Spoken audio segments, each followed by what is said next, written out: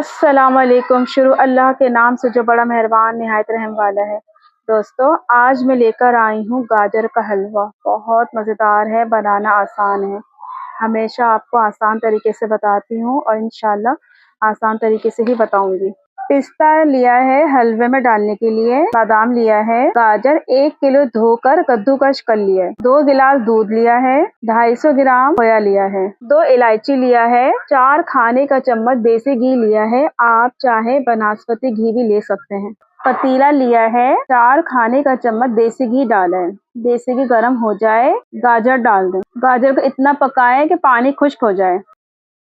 गाजरों का पानी खुश्क हो जाए, 2 गिलास दूध डाल दें। तो अच्छी तरह पकाएं, इतना पकाएं कि दूध भी खुश्क हो जाए।